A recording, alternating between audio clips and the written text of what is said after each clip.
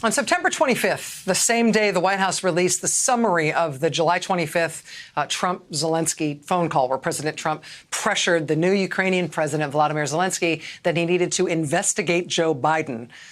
That same day, Trump and Zelensky sat down face-to-face in front of a horde of cameras on the sidelines of the UN General Assembly in New York. Asked by a reporter at that meeting whether he felt any pressure coming from President Trump, who was at that point the man sitting directly beside him, the Ukrainian president told that horde of reporters at that public meeting that he was not pushed. You might remember President Trump immediately jumping in to interject, in other words, no pressure. Ever since that weird moment before the cameras, the president's allies in Congress have used those public comments by Zelensky as a central talking point in their rebuttal of the impeachment allegations. It's been this constant refrain at the impeachment hearings by Republican lawmakers. If President Zelensky himself says he was not pressured, then what are we impeaching someone for? There was no pressure. He was not pressured. He says so. Are you calling him a liar?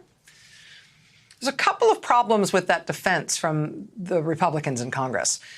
First, it flies in the face of testimony by multiple administration officials, witnesses like Bill Taylor, who have said, yeah, the Ukrainians definitely felt pressure here. The other problem is this brand new reporting today by the Associated Press, by a reporting team at the Associated Press that keeps generating scoop after scoop on this scandal. This new reporting from the Associated Press says that not only did Zelensky feel pressure, he and his staff actually notified U.S. officials about that pressure and about Mr. Zelensky's concerns about that pressure as early as May, even before he was inaugurated as Ukraine's new president. Quote, U.S. State Department officials were informed that the Ukrainian president was feeling pressure from the Trump administration to investigate former Vice President Joe Biden, even before the July phone call that has led to impeachment hearings in Washington. That's according to two people with knowledge of the matter.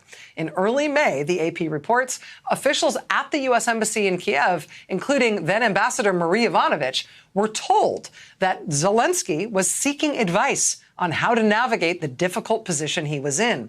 State Department officials in Kiev and Washington were briefed on Zelensky's concerns at least 3 times, according to these two sources. And then there's this. Not only were U.S. officials aware about this pressure and these concerns about the pressure coming from the incoming president of Ukraine, Volodymyr Zelensky, not only did they hear about it, did they have briefings about it, but, quote, notes summarizing Zelensky's worries were circulated within the department. At which point you mark in the you note in the margins of your impeachment notepad here, this means there is a paper trail, and this means there are other witnesses to subpoena. Joining us now is AP investigative reporter Desmond Butler, who, along with his AP colleagues, broke this story. Mr. Butler, thank you very much for joining us tonight. I really appreciate you making time. Thank you for having me. So I've been running down a few of the different stories that you have broken over the course of this scandal, and you and your colleagues at the AP have really done some seminal work here. Let me just ask you if I've summarized accurately this latest reporting about the pressure that the incoming Ukrainian president was feeling. Did I get the basic gist of it right? You sure did. Now what do I have left to say? Well, I bet I can draw something out of you. When you describe something that does sound like it's going to have witnesses who can corroborate it, that may have a paper trail that could back it up, what sort of evidence might the impeachment investigators be able to find to document how early the Ukrainian president knew that this pressure was on him? Well, so we, a few weeks ago, wrote about the meeting that Zelensky called, and he called in a bunch of advisors, and one of them was the head of the state-run gas firm, Naftogaz, which you were talking about earlier. And another was an American former Obama administration official, Amos Hochstein, who was on the supervisory board of Naftogaz. And he flew in for this meeting to give advice because clearly the newly elected but not yet inaugurated President Zelensky was concerned and didn't know how to navigate this strange situation. In terms of, sorry, go ahead. Don't let me interrupt. Yeah, no, it's okay. So he,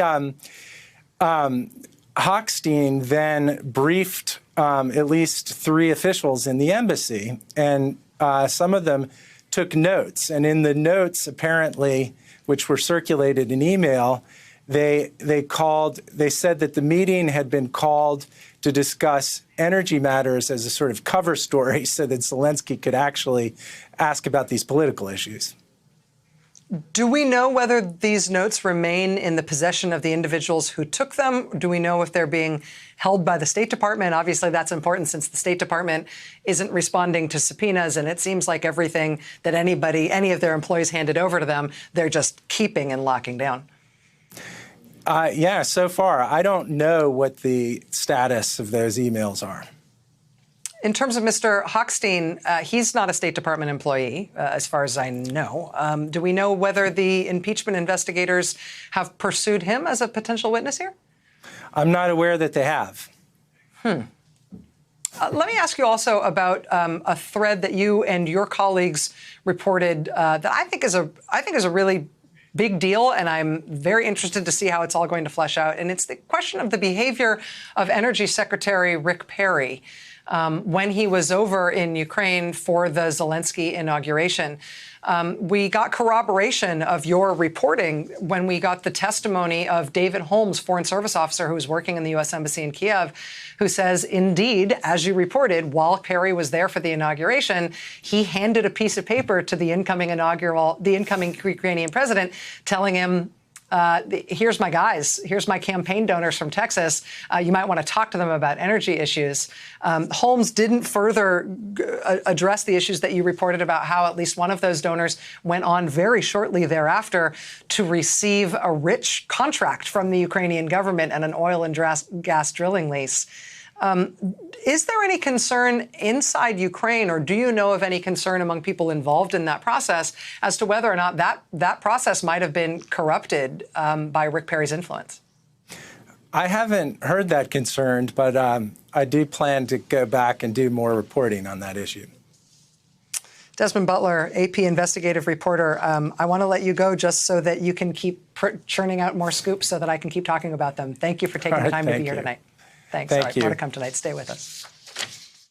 Hey there, I'm Chris Hayes from MSNBC. Thanks for watching MSNBC on YouTube. If you want to keep up to date with the videos we're putting out, you can click subscribe just below me or click over on this list to see lots of other great videos.